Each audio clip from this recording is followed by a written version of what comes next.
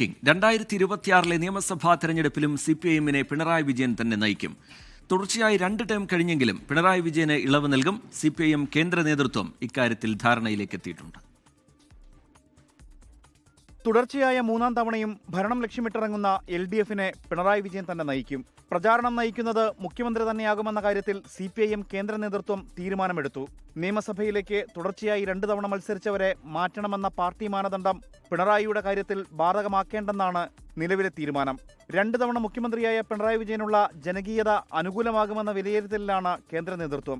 മറ്റാർക്കെങ്കിലും ഇളവ് നൽകണമോ എന്ന കാര്യം നിലവിൽ പാർട്ടി ചർച്ച ചെയ്തിട്ടില്ല.